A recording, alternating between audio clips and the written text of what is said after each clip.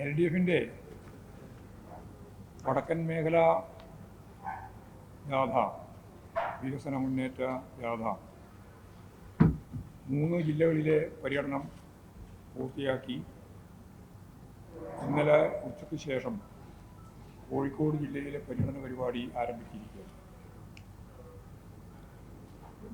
ഉദ്ഘാടന സമ്മേളനം മുതൽ ഇന്നലെ ബാലുശ്ശേരി സമ്മേളനം വരെ അഭൂതപൂർവമായ ഒരു ജനകീയ മുന്നേറ്റമാണ് എല്ലാ സ്വീകരണ കേന്ദ്രങ്ങളിലും ഞങ്ങൾക്ക് കാണാൻ കഴിയും. ഇന്നലെ സന്ധ്യ കഴിഞ്ഞാണ് ഞങ്ങൾ ബാലുശ്ശേരിയിൽ എത്തിയത്. അതിനു മുമ്പ് തന്നെ സമ്മേളനം ആരംഭിച്ചിരുന്നു. ബാലുശ്ശേരി ജനത വളരെ ആവേശത്തോടു കൂടിയാണ് ഒരു ജനസമുദ്രമാക്കി മാറ്റിക്കൊണ്ടാണ് സ്വീകരണ പരിപാടികളിലേക്ക് ജാഥയെ ആനയിച്ച് പോകുന്ന നില തന്നെ ഉണ്ടായി. വലിയ ഒരു ജനാവലിക്ക് സമ്മേളനം നടക്കുന്ന സ്ഥലത്തേക്ക് എത്തി നോക്കാൻ പോലും കഴിയാതെ അത്ര വലിയ മുന്നേറ്റം ഓരോ സ്വീകരണ കേന്ദ്രത്തിലും ഇന്നലെ പ്രത്യേകിച്ച് ബാലുശ്ശേരിയിലും ഉണ്ടായിട്ടുണ്ട്. ഞങ്ങൾ ഈ ജാഥയിൽ ഉന്നയിക്കുന്ന പ്രധാനപ്പെട്ട 2 കാര്യങ്ങൾ ആദ്യം മുതലേ പറഞ്ഞു പോകുന്നതാണ്. അതിൽ ഏറ്റവും പ്രധാനപ്പെട്ട ഒന്നാണ് വർഗീയതയ്ക്കെതിരായിട്ടുള്ള പ്രതിരോധം തീർക്കുക എന്നുള്ളത്. ഞങ്ങൾ ഉന്നയിക്കുന്ന ജാഥയിലെ രാഷ്ട്രീയ പ്രാധാന്യം വർദ്ധിച്ചു വരുന്നതായിട്ടാണ് ഓരോ ദിവസം കഴിയുന്തോറും ഞങ്ങൾക്ക് അനുഭവപ്പെടുന്നത്. കാരണം UDFിൻ്റെ ജാഥ ഇപ്പോഴാരംഭിച്ചിരിക്കുക. വർഗീയ ഭീകര ശക്തികളെ വെള്ളപൂശിക്കൊണ്ടാണ് അവരുടെ തുടക്കം. വി. സതീശൻ തന്നെ ജമാഅത്തെ ഇസ്ലാമി വർഗീയമായ നിലപാട് സ്വീകരിക്കുന്നവരല്ല എന്ന കാര്യം ജാഥയ്ക്ക് മുമ്പ് അവർ നടത്തിയ പത്രസമ്മേളനത്തിൽ വ്യക്തമാക്കിയിരിക്കുക. ഞാനതിൻ്റെ മറ്റ് വിശദീകരണത്തിലേക്ക് കടക്കേണ്ട കാര്യമില്ല. RSSനെയും ജമാഅത്തെ ഇസ്ലാമിയെയും ന്യായീകരിക്കാൻ യാതൊരു മടിയുമില്ലാത്ത പ്രതിപക്ഷ നേതാവും വർഗീയ ശക്തികളുമായി ചേർന്നുകൊണ്ടാണ് വരാൻ പോകുന്ന കേരള രാഷ്ട്രീയം, പ്രത്യേകിച്ച് തദ്ദേശ സ്വയംഭരണ സ്ഥാപനങ്ങളെ തെരഞ്ഞെടുപ്പിന് ശേഷം നടക്കുന്ന അസംബ്ലി തെരഞ്ഞെടുപ്പ് കൈകാര്യം ചെയ്യാൻ പോകുന്നത് എന്ന് വ്യക്തമാക്കപ്പെട്ടിരിക്കുന്നു. തീർച്ചയായും ജമാഅത്തെ ഇസ്ലാമി വർഗീയമായ നിലപാട് സ്വീകരിക്കുന്നവരല്ല എന്ന് പറയുന്ന കേരളത്തിലെ ഏറ്റവും പ്രധാനപ്പെട്ട രാഷ്ട്രീയ പാർട്ടി കോൺഗ്രസ്സാണ്. അതാണ് വളരെ വിചിത്രമായ ഒരു സംഭവം. ഒപ്പം ഇപ്പോഴും ലീഗും ആ നിലപാടിലേക്ക് വന്നിരിക്കുകയാണ്. ലീഗിൻ്റെ ആശയ ധാരണകൾ രൂപപ്പെടുത്തുന്ന ഒരു പ്രധാനപ്പെട്ട വിഭാഗമായി ജമാഅത്തെ ഇസ്ലാമി മാറുകയാണ്. ജമാഅത്തെ ഇസ്ലാമിയുടെ ജനറൽ സെക്രട്ടറി ഷെയ്ഖ് മുഹമ്മദ് കാരക്കുന്നും ഈ വിഷയം സംബന്ധിച്ച് ഇതിനിടെ അദ്ദേഹത്തിൻ്റെ നിലപാട് വ്യക്തമാക്കിയിട്ടുണ്ട്. ഇസ്ലാമിക റിപ്പബ്ലിക് എന്ന നിലപാടിനെ തള്ളിപ്പറയാനാവില്ല എന്നാണ് അദ്ദേഹം പറഞ്ഞത്. ഇസ്ലാമിക റിപ്പബ്ലിക് എന്നതിനെ തള്ളിപ്പറയാനാവില്ല എന്നായിരുന്നു അദ്ദേഹത്തിൻ്റെ സമീപനം. എന്ന് പറഞ്ഞാൽ ഇസ്ലാമിക രാജ്യം മാത്രമല്ല, ഇസ്ലാമിക ലോകത്തെ പറ്റിയാണ് അവർ പറഞ്ഞുകൊണ്ടിരിക്കുന്നത്. അതുതന്നെയാണ് അവരുടെ ഭാഗമായിട്ട് പ്രവർത്തിക്കുന്ന ഓരോരുത്തരും, ഓരോ പ്രവർത്തകരും ഇപ്പോഴും നല്ലതുപോലെ പ്രചരിപ്പിച്ചുകൊണ്ടിരിക്കുന്നു. അപ്പോൾ ജമാഅത്തെ ഇസ്ലാമിന് ഒരു ഗുഡ് സർട്ടിഫിക്കറ്റ് നൽകുന്ന സ്ഥിതി ഒരു രാഷ്ട്രീയ പാർട്ടി എന്ന രീതിയിൽ കോൺഗ്രസ്സിന് മാത്രമേ സാധിച്ചിട്ടുള്ളൂ. ഒപ്പം വേണമെങ്കിൽ ലീഗ് ഞാൻ നേരത്തെ പറഞ്ഞ പോലുള്ള നിലപാട് സ്വീകരിക്കുകയും ചെയ്യുന്നുണ്ട്.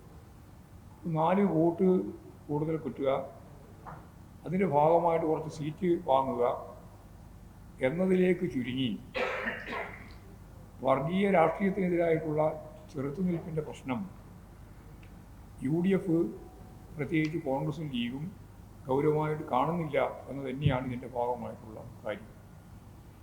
എന്ന് പറഞ്ഞാൽ മുമ്പ് കോലീബി സഖ്യ ഉണ്ടായിരുന്നത്, ഇപ്പോൾ കോലീബി സഖ്യത്തിൻ്റെ പുറമെ ജമായത്തെ ഇസ്ലാമിയുമായും സഖ്യം എന്നുള്ളതാണ് പുതിയ അവരുടെ കാഴ്ചപ്പാട്. അപ്പോൾ ഈ വർഗീയ കൂട്ടുകെട്ടിനെതിരായി ജനങ്ങൾ പ്രതികരിക്കണമെന്ന് ഞങ്ങൾ പറയുന്നത്, യഥാർത്ഥത്തിൽ സത്പാരമ്പര്യമുള്ളൊരു നാട് കേരളം, ആ കേരളത്തിൻ്റെ മതനിരപേക്ഷ ഉള്ളടക്കത്തെയും അതിൻ്റെ പാരമ്പര്യത്തെയും തകർത്താൽ പിന്നെ കേരളമില്ല. അതാണ് വളരെ ഗൗരവമുള്ള പ്രശ്നം. പിന്നെ കേരളം ഉണ്ടാവില്ല. അപ്പോൾ കേരളത്തെ ഇല്ലാതാക്കാനാണ് വർഗീയവാദികൾ ശ്രമിക്കുന്നത്. ആ വർഗീയവാദികൾ അപ്പുറം ഇപ്പുറം നിന്ന് പരസ്പരം കൂട്ടിച്ചേർത്ത് മുമ്പോട്ടേക്ക് പോകാനാണ് ഇപ്പോൾ UDF ശ്രമിക്കുന്നത് എന്നുള്ളതാണ് ഇതിൻ്റെ ഏറ്റവും പ്രധാനപ്പെട്ട.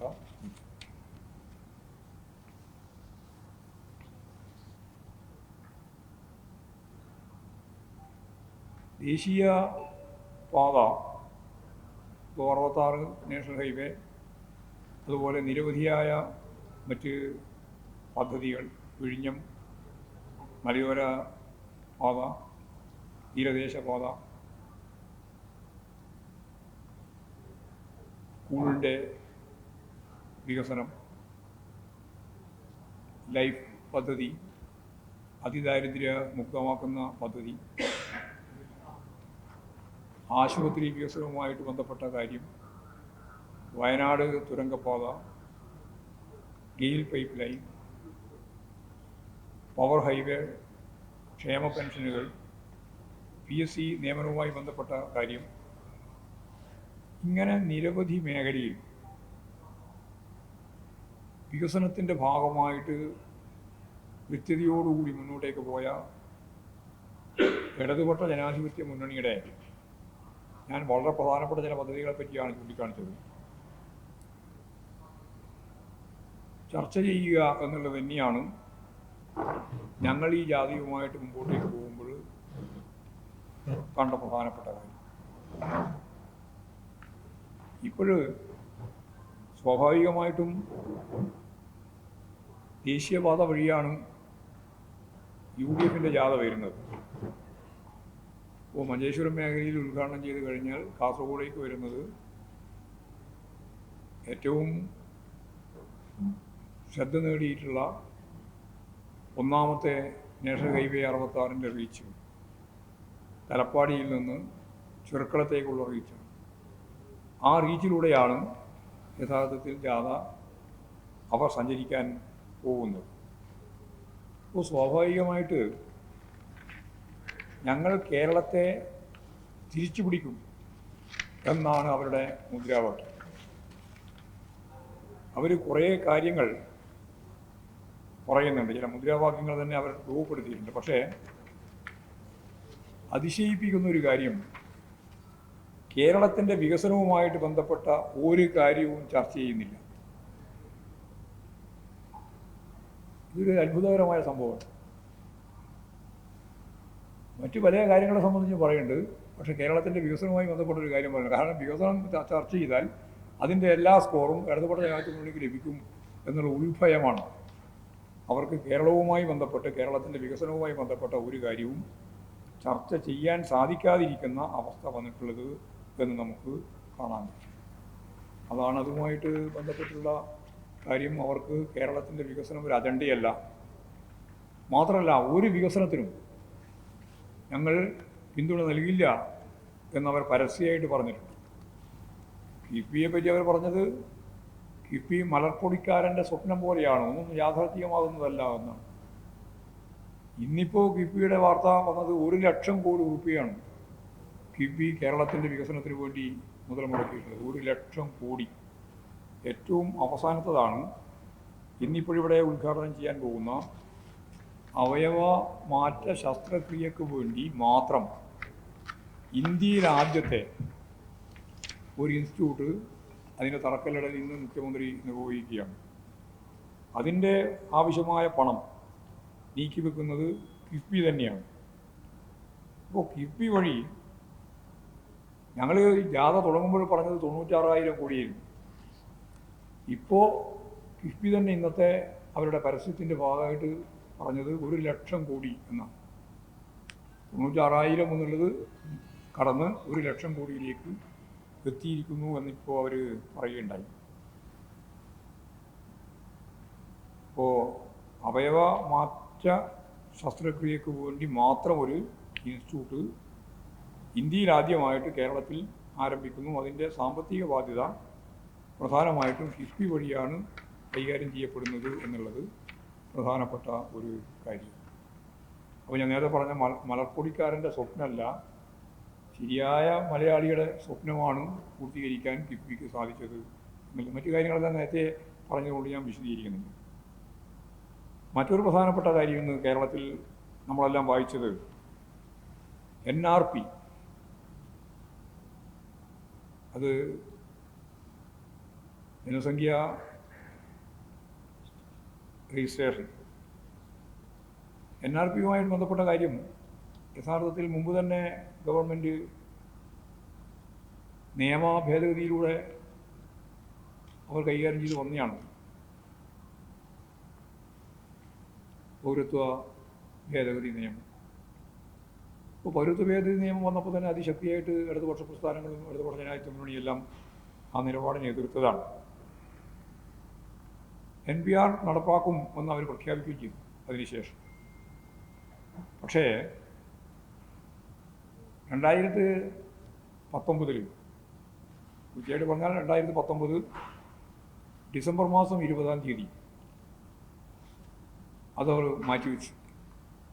മാറ്റിവെക്കാനുണ്ടായിട്ടുള്ള കാരണം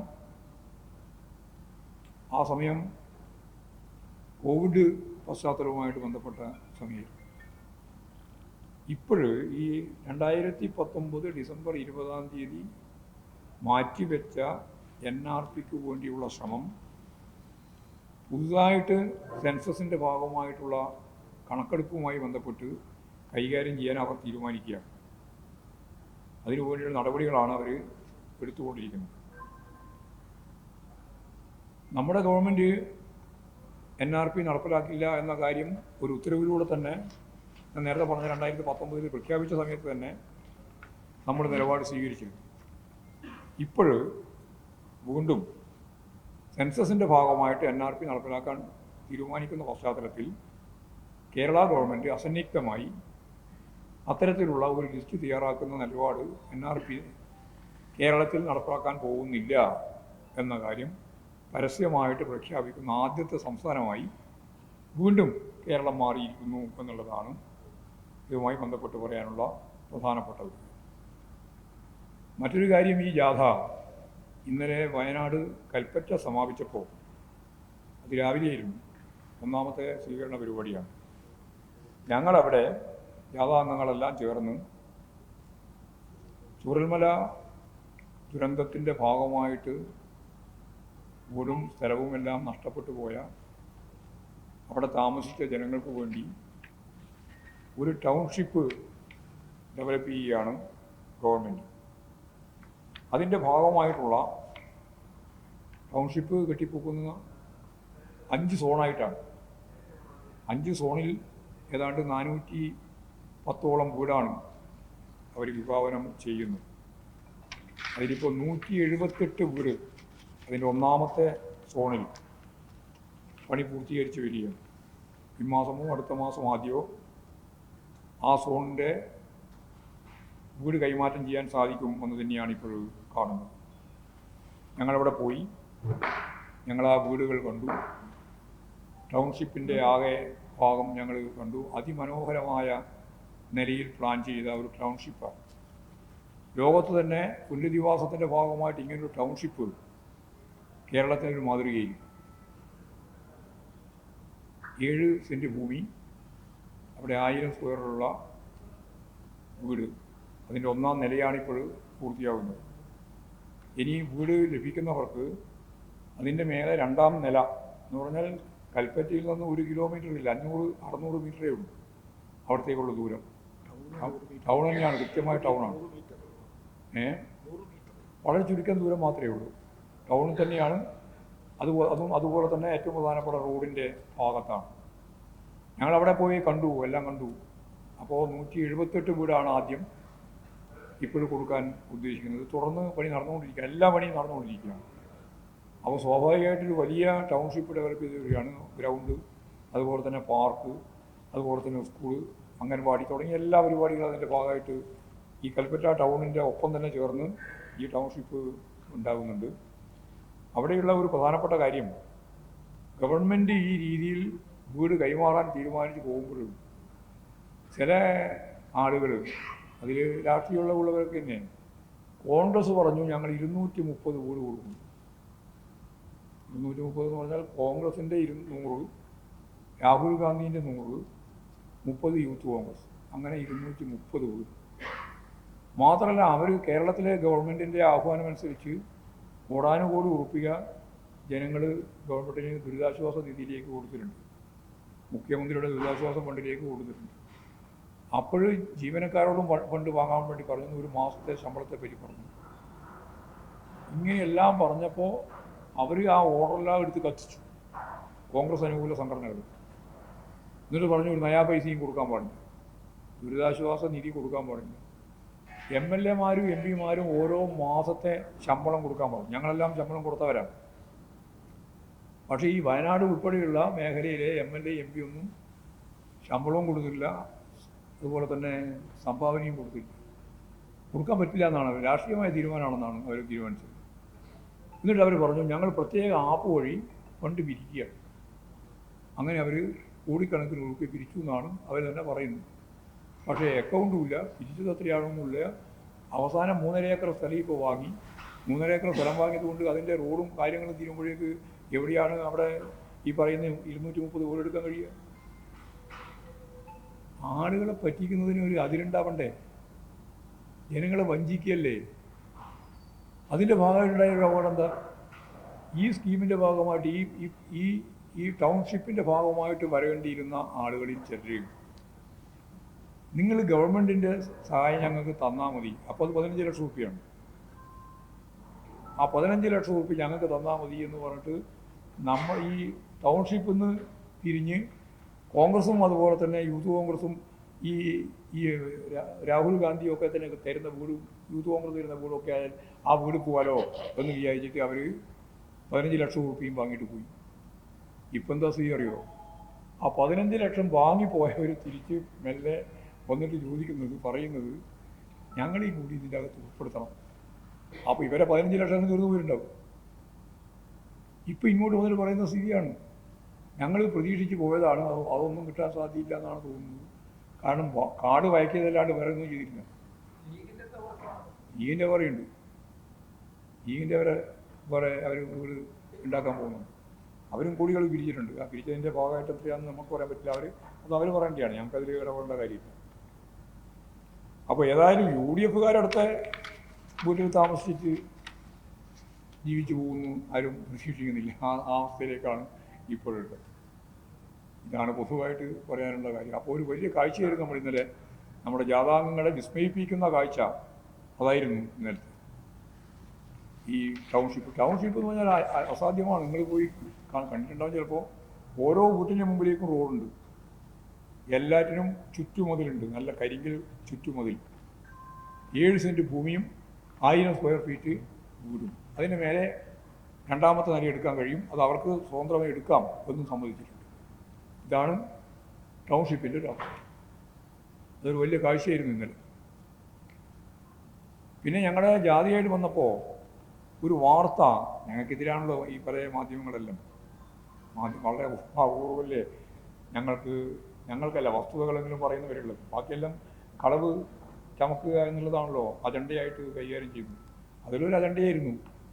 ഞങ്ങൾ പിണറായി നിന്ന് സ്വീകരണ പരിപാടി കഴിഞ്ഞ്, മമ്പറത്തായിരുന്നു സ്വീകരണ പരിപാടി. അത് കഴിഞ്ഞ് ജാഥ പുറപ്പെടുന്നത് ഈ കൺവെൻഷൻ സെൻ്ററിൻ്റെ അടുത്ത് നിന്നാണ്. അവിടെ നൂറുകണക്കിന് മറ്റ് സംസ്ഥാന തൊഴിലാളികളുണ്ടായിരുന്നു. അവർ ഞങ്ങൾ വരുമ്പോൾ ബാനർ ഉയർത്തി ഞങ്ങളെ സ്വീകരിച്ചു. ഞങ്ങൾ ആ സ്വീകരണത്തിൽ പങ്കെടുത്തപ്പോൾ ഒരാളെ കിട്ടാതുകൊണ്ട് ബംഗാൾ നാളെ കൊണ്ടുവന്നിരിക്കുന്നു എന്നാണ് പ്രചരണം. ഞാൻ അത്രയും പറയുന്നു. ഈ ജാഥ കണ്ടവർക്കെല്ലാം അറിയാം. ഇന്നലത്തെ ബാലുശ്ശേരി സമാപനം കണ്ടവർക്കറിയാം. ഞങ്ങൾ ബംഗാളിൽ നിന്നും ആളെ കൊണ്ടുവരേണ്ട യാതൊരു കാര്യവും കേരളത്തിലെ ഇടതുപക്ഷ ജനാധിപത്യ മുന്നണിക്കില്ല. പക്ഷേ എന്തും പറയാൻ യാതൊരു മടിയും ഉളുപ്പുമില്ലാത്ത ഒരു സെറ്റ് മാധ്യമ ശൃംഖല, മാധ്യമ ശൃംഖല കേരളത്തിൽ നമുക്കെതിരായിട്ട് പ്രവർത്തിക്കുകയാണ്. അതിൻ്റെ ഏറ്റവും പ്രധാനപ്പെട്ട ഉദാഹരണമാണ് ബംഗാളിൽ നിന്ന് ആളെ കൊണ്ടുവന്നിട്ടാണ് ഞങ്ങൾ ജാഥ വിജയിപ്പിക്കാൻ വേണ്ടി പരിശ്രമിച്ചത് എന്ന് കൊടുത്ത മാധ്യമം ഉൾപ്പെടെ. പിന്നെ ആദ്യം ഞങ്ങൾ ബേജാറാവണ്ട, ആദ്യം ജാഥ ഉദ്ഘാടനം ചെയ്ത സ്ഥലത്ത് ഉദ്ഘാടന പ്രസംഗം കഴിഞ്ഞതോടുകൂടി ആളുകൾ പോയി. എന്തൊരു വിഷമമെന്നറിയോ, ആൾ പോയതിനെപ്പറ്റി. അത് ഉദ്ഘാടനം കഴിഞ്ഞാൽ കുറേ ആൾ എന്തായാലും പോകും. ഞങ്ങളിപ്പോൾ 2.5 മണിക്കൂർ 3 മണിക്കൂർ പ്രസംഗിച്ചിട്ടാണ് ഞാനെത്തുക സ്വീകരണത്തിൻ്റെ ഭാഗമായിട്ട്. അപ്പോൾ കുറേ ആൾ പോയിട്ടുണ്ടാവും. അതിനെന്ത് അത്ഭുതം. ചില സ്ഥലത്ത് എല്ലാവരും അത് സമയം പോലെ നോക്കിയിട്ട് രാത്രിയിലാകുമ്പോൾ കുറേ അധികം ആൾ വരും. അപ്പോൾ അതിലൊന്നും ഒരു വാർത്തയാക്കാൻ വേണ്ടി ശ്രമിച്ച് നടന്നിട്ടുള്ളവർക്ക് 2 ദിവസം കൊണ്ട് മനസ്സിലായി അങ്ങനെ ഒരു വാർത്ത കൊണ്ട് വലിയ കാര്യം ഉണ്ടാവില്ല എന്ന്. അതാണ് ഇന്നലെ സമാപിച്ചത്. ബാലുശ്ശേരിയാണല്ലോ. ബാലുശ്ശേരി സമാപിക്കുമ്പോൾ ബാലുശ്ശേരിക്ക് അകത്ത് അവിടെ അതിൻ്റെ ഉള്ളിൽ 10,000 കണക്കിന് പാറയുണ്ട്, അതിന് പുറത്തും 10,000 കണക്കിന് ആളാണ്. കാണാൻ പറ്റാതെ അത്രത്തോളം ആളുകളായിരുന്നു സ്വീകരണ കേന്ദ്രത്തിലേക്ക് എത്തിക്കുന്നതിന് വേണ്ടിയിട്ടുള്ള ജാഥയിൽ വന്നത്. അതോടുകൂടി ഇപ്പം മറ്റേ പ്രചരണം ഇല്ലാണ്ടായി. ഇത് ആളെ കിട്ടുന്നില്ല എന്നുള്ളത്. അവർക്ക് ആദ്യം ആളെ കിട്ടുന്നില്ല എന്ന് പറയാൻ ധൈര്യം ഉണ്ടായിരുന്നില്ല. എന്നിട്ട് പറഞ്ഞത് ഉദ്ഘാടനം കഴിഞ്ഞപ്പോൾ ആളെല്ലാം പോയി കളഞ്ഞു, കാര്യമായി പോയി. എന്തും പറയാൻ യാതൊരു മടിയുമില്ല. അതാണ് ഇത് കാണിക്കുന്നത്. എന്നാൽ ഇപ്പോഴിനി UDFൻ്റെ ജാഥ വരുന്നുണ്ടല്ലോ, എന്തായിരിക്കും നിങ്ങളുടെ മാനസികാവസ്ഥ കാണാലോ. പിന്നെ പറയുന്നത് ഞങ്ങൾക്കതിലൊന്നും യാതൊരു തരത്തിലുള്ള അങ്കലാപ്പുമില്ല. നിങ്ങളെപ്പറ്റി നല്ല ധാരണ ഞങ്ങൾക്ക് ആദ്യം മുതൽ ഉള്ളതുകൊണ്ടാണ് ഞാൻ പറയുന്നത്. ഇവരെല്ലാം പത്രസമ്മേളനത്തിൻ്റെ ഭാഗമായിട്ട് ഞങ്ങൾ കാണുന്ന ഒരു കാര്യം, ജാഥക്കുള്ള ഓരോ ദിവസത്തെയും കാര്യങ്ങൾ പത്രപ്രവർത്തകരുമായിട്ട് പങ്കിടുക എന്നുള്ളത് തന്നെയാണ് ഉദ്ദേശിക്കുന്നത്. പക്ഷെ നിങ്ങളെപ്പോഴും ആലോചിക്കുന്നത് എന്താ പോയിന്റ് കിട്ടുക എന്നാണ്. ഞങ്ങളെ പ്രതിക്കൂട്ടിലാക്കാനുള്ള വല്ല പോയിന്റും കിട്ടുമെന്ന് വിചാരിച്ചിട്ടാണ് പലരും നിൽക്കുന്നത്. അതാ സത്യം. അതാണ് പറയാനുള്ളത് ജാഥേൻ്റെ ഭാഗമായിട്ട്. ചോദിച്ചോ. അതാണല്ലേ സോഷ്യൽ മീഡിയ അതിൽ നിന്ന് നമ്മുടെ തദ്ദേശത്തിലേക്ക് വന്നാലും തദ്ദേശ തെരഞ്ഞെടുപ്പിന്റെ ഘട്ടത്തിലൊന്നും തന്നെ പ്രകടമായ ഒരു സർക്കാർ വിരുദ്ധത എവിടെയും കാര്യമായിട്ടുണ്ടായിരുന്നില്ല. കൂടുതലും കോൺഗ്രസ് രാഹുൽ മാങ്കൂട്ട് അത്തരം വിഷയങ്ങളായി. പക്ഷെ റിസൾട്ട് നേരെ ഓപ്പോസിറ്റ് ആയി. പരിശോധിക്കുമെന്ന് പറഞ്ഞ ഗ്രഹസന്ദർശനമൊക്കെ ഉണ്ടായിരുന്നു. ആ പ്രശ്നങ്ങൾ അഡ്രസ് ചെയ്തിട്ടുണ്ടോ മാധ്യമം? അതിൽ അഡ്രസ് ചെയ്തിട്ടുണ്ട്. ഞാൻ പറഞ്ഞല്ലോ, അതിൽ ആദ്യത്തെ പത്രസമ്മേളനത്തിൽ പറഞ്ഞിട്ടുണ്ട്, അഡ്രസ് ചെയ്തിട്ടുണ്ട്. ഞങ്ങൾക്കതിൽ യാതൊരു ഉൾക്കൊണ്ടിയില്ല. ഈ കേരളത്തിലെ ഇടതുപക്ഷ ജനാധിപത്യ മുന്നണി 3-ാം പ്രാവശ്യവും അധികാരത്തിൽ വരുന്ന വൈകാരിക പ്രകടനമാണ് ഈ സ്വീകരണ യോഗങ്ങളിലെ ജനങ്ങളുടെ വികാരം. അതിൻ്റെ പ്രതികാരമാണ് തോറ്റതിൻ്റെ. അങ്ങനെയുണ്ട് കേട്ടോ, ജയിച്ചതിൻ്റെ മാത്രമല്ല, തോറ്റതിൻ്റെ.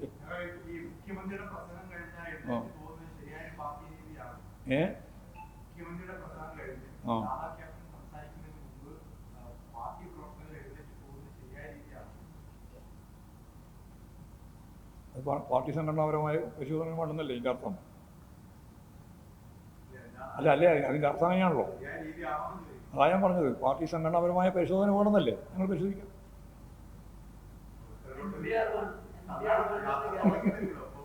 അതെന്നെ പറഞ്ഞത്. കഴിഞ്ഞ തെരഞ്ഞെടുപ്പ് കാലത്ത് നടന്നിട്ടുള്ള പഞ്ചായത്ത് തെരഞ്ഞെടുപ്പ് വലിയ ശക്തമായ വോട്ടർ പട്ടിക പരിശോധന SIR തന്നെ പിണറായി വിജയൻ്റെ ആണെന്നാണ്. വോട്ടർ പട്ടികയിൽ നിന്ന് പുറത്താക്കാൻ പിണറായി വിജയനാണ് അതെ പരിശോധന. അതേസമയം NBR കർണാടകത്തിലും തെലങ്കാനയിലും കോൺഗ്രസ് നടത്തുന്ന സംസ്ഥാനങ്ങളിലൊക്കെ നടപ്പാക്കില്ലെന്ന് പറഞ്ഞിട്ടുണ്ട്. അതാ ഞാൻ പറഞ്ഞത്, SIR നടപ്പിലാക്കുന്നത് പിണറായി വിജയനാണെന്ന് പരസ്യമായ പ്രചാരവേല ചില വിഭാഗങ്ങൾക്കിടയിൽ ഫലപ്രദമായിട്ട് അവർ നടത്തി. അതാ ഞാൻ പറഞ്ഞത്, ഇതിൻ്റെ ആശയതലം എന്ന് പറയുന്നത് വർഗീയ വിഭാഗങ്ങളാണ്. ഞാൻ പേര് പറഞ്ഞ ഉടനെ പറഞ്ഞു, ജമാഅത്തെ ഇസ്ലാമിയാണ് അതിൻ്റെ പിന്നിലുള്ള വളരെ പ്രധാനപ്പെട്ട ആശയ രൂപീകരണം നടത്തിയത്. അത് കോൺഗ്രസ്സുകാരും അതുപോലെ തന്നെ ലീഗുകാരും ഉൾപ്പെടെ ഏറ്റെടുത്തിട്ട് വീടുകളിൽ പോയി പറഞ്ഞു. അതായത് എന്ത് അസംബന്ധം പറഞ്ഞ് യാതൊരു മടിയുമില്ല. അത് പ്രതിപക്ഷ നേതാവ് മുതൽ മാധ്യമ ശൃംഖലയിലെ വലിയ വിഭാഗം വരെ അങ്ങനെയാണ് നിലപാട്. അതാ കാര്യം. ഇപ്പോൾ ഞാൻ നേരത്തെ പറഞ്ഞല്ലോ, ഞാൻ പറഞ്ഞു ഇന്ത്യയിൽ ആദ്യമായിട്ടാണ് ഈ പറയുന്ന രജിസ്ട്രേഷൻ തയ്യാറാക്കാൻ ഞങ്ങളില്ല എന്ന് പറഞ്ഞത് കേരളമാണ് എന്ന് പറഞ്ഞത്. അതിൽ ഈ കോൺഗ്രസ്സിൽ ഭരിക്കുന്ന സംസ്ഥാനങ്ങളിലൊക്കെ നടപ്പിലാക്കുന്നത് തന്നെയാണ് അവരുടെ ധാരണ. അല്ല പറയട്ടെ, നടപ്പിലാക്കൂല കേരളം പറഞ്ഞ പോലെ. ആദ്യം കേരളം പറഞ്ഞിരിക്കുന്നു ഇപ്പോഴും. അതെ അതെ.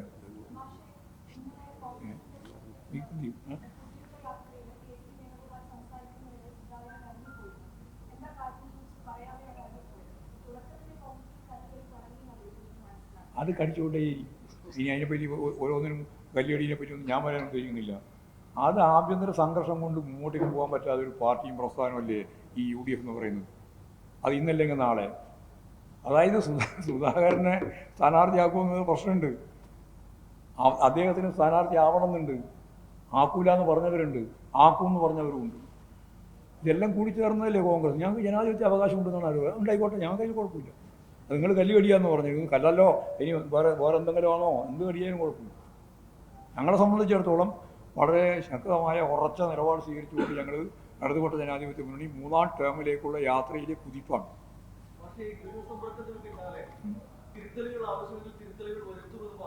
ആ പിന്നെ എല്ലാം തിരുത്തിക്കൊണ്ടിരിക്കുകയല്ലേ. തിരുത്തേണ്ടത് മുഴുവൻ തിരുത്തിക്കൊണ്ടാണ് ഞങ്ങൾ മുന്നോട്ടേക്ക് പോകുന്നത്. ഒന്നും നിങ്ങളോട് പറയാണ്ടില്ല.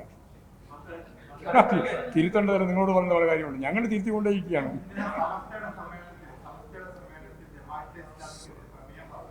ആ ആ അതെ അതെ അതെ. അത് ഞാനൊരു കാര്യം ഉറപ്പിച്ച് പറയാം, ഈ മതരാഷ്ട്രവാദികളുമായിട്ട് ചേർന്ന കോൺഗ്രസിൻ്റെ UDFൻ്റെ അവരുടെ രാഷ്ട്രീയ നിലപാട് ചരിത്രത്തിലെ ഏറ്റവും വലിയ പ്രതിസന്ധിയും കുഴപ്പവും അവരിലുണ്ടാക്കും. ഒരു സംശയവും എനിക്കില്ല. ഞാനത് ആദ്യം പറഞ്ഞത് പ്രത്യാഘാതം ഉണ്ടാക്കുന്നതാണ്. ആ പ്രത്യാഘാതത്തിൻ്റെ ഏറ്റവും വലിയ ആഴം മനസ്സിലാക്കാൻ പോകുന്നേയും ആരെയും കൂടെ അത് ഞാൻ നേരത്തെ പറഞ്ഞത് നിങ്ങൾ ശ്രദ്ധിച്ചിട്ടുണ്ടാവില്ല. അതായത് കോലീബി സഖ്യമാണ് മുമ്പുണ്ടായിരുന്നത്. ഇപ്പം ഞാൻ അതിനെ വേറൊരു രീതിയിലാണ് പറഞ്ഞത്. കോലീബി സഖ്യത്തിൻ്റെ ഒപ്പം ജമായത്തെ ഇസ്ലാമി കൂടി ചേർത്ത് സഖ്യമാണ് ഇപ്പോൾ ഉള്ളത്. അത് VD സതീശൻ എത്ര ആവർത്തിച്ച് പറഞ്ഞാലും അത് മതരാഷ്ട്രവാദമാണ് അവർ ഉന്നയിക്കുന്നത് എന്ന് അവർ തന്നെ പറഞ്ഞിട്ടുണ്ട്. അവരുടെ ജനറൽ സെക്രട്ടറി തന്നെ പറഞ്ഞിട്ടുണ്ട്, കാരക്കുന്ന്. എന്നിട്ട് വീണ്ടും പറഞ്ഞുകൊണ്ടിരിക്കുകയാണ്. ഇതെല്ലാം ജനങ്ങൾ, കേരളത്തിലെ ജനങ്ങളല്ലേ, മനസ്സിലാക്കാൻ കഴിവുള്ളവരല്ലേ. അവർ ആ കഴിവ് ഉപയോഗിച്ച് അവർ കാണും, മനസ്സിലാക്കും.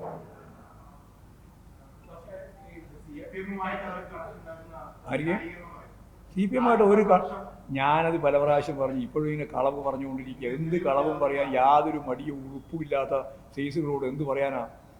ഞങ്ങൾ ഇന്നേ വരെ ഈ പറയുന്ന ജമായത്തെ ഇസ്ലാമിയുമായിട്ട് ഒരൈക്യവും ഉണ്ടാക്കിയിട്ടില്ല. എന്നാൽ ജമായത്തെ ഇസ്ലാമി കുറേ കാലമെടുത്തൊരു നിലപാട് ഞങ്ങൾ സ്ഥാനാർത്ഥിയെ നോക്കിയിട്ടാണ് പിന്തുണ പ്രഖ്യാപിക്കുക എന്നാണ്. അങ്ങനെ UDFൻ്റെയും ലീഗിൻ്റെയും CPMൻ്റെയും ഒക്കെ ആളുകൾ ഞങ്ങൾ പിന്തുണക്കുമെന്ന് പറഞ്ഞിട്ട് ഏകപക്ഷീയമായ നിലപാട് അവർ സ്വീകരിച്ചിട്ടുണ്ട്. ആ നിലപാടിൻ്റെ അപ്പുറത്ത് ഇടതുപക്ഷ ജനാധിപത്യ മുന്നണിയുമായിട്ട് അല്ലെങ്കിൽ CPMുമായിട്ട് ബന്ധപ്പെട്ട ഐക്യപ്പെട്ട ഒരു സംഭവവും ജമായത്തെ ഇസ്ലാമിയുമായിട്ട് കേരളത്തിലില്ല.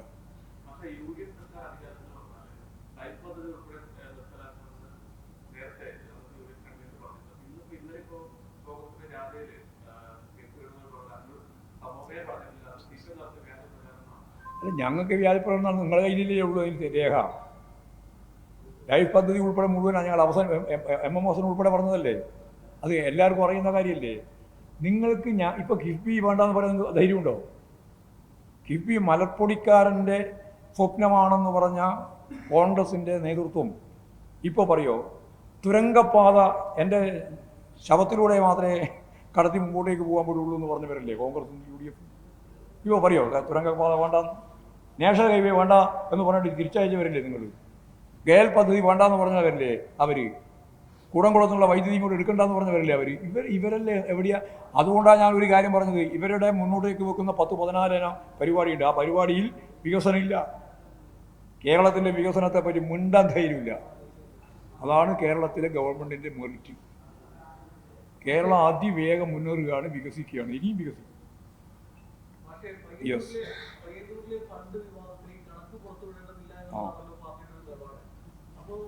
അതെല്ലാം നേരത്തെ പറഞ്ഞു കഴിഞ്ഞാണ്. ഒരു ദേശീയ പ്രശ്നം നോക്കണ്ട, പയ്യന്നൂർ ഫണ്ട് അതിന് വേണ്ടി നിങ്ങൾ ശ്രമിക്കണം. ഏത് വാർത്താ സമ്മേളനത്തിൽ ഇല്ല ഭാഷ കൂട്ടി ഇല്ല. ആ എന്നെ കൂട്ടിയതോട്ടെ, ഭാഷ പറഞ്ഞുകൊണ്ടാണ് ആയിക്കോട്ടെ, കുഴപ്പമില്ല. ഇത് നിങ്ങൾ വിചാരിക്കുന്ന ഒരു ദേശീയ വാർത്തയാക്കാനില്ല, അതിന് ഞാനില്ല. അതെല്ലാം അടഞ്ഞ അധ്യായമാണ്. ഞാൻ ഇന്നലെ പറഞ്ഞു, ചെറിയ ആൾക്ക് കുഞ്ഞിഷ്ണ ജപിക്കേണ്ടിയുണ്ട്, ജപിച്ചു നടന്നു, അത്രയേ ഉള്ളൂ.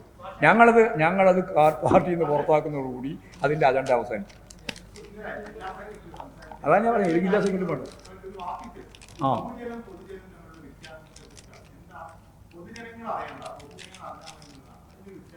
അറിയില്ല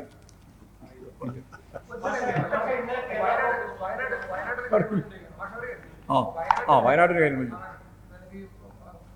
നമ്മുടെ പദ്ധതിയുമായി ബന്ധപ്പെട്ട് പുനരധിവാസവുമായി ബന്ധപ്പെട്ട കാര്യം അവർ തിരിച്ചു ചോദിക്കുന്ന അവിടുത്തെ ബ്രഹ്മഗിരി സൊസൈറ്റിയുമായി ബന്ധപ്പെട്ട കാര്യം ഒരാളും തിരിച്ചു ചോദിച്ചില്ല കേട്ടോ.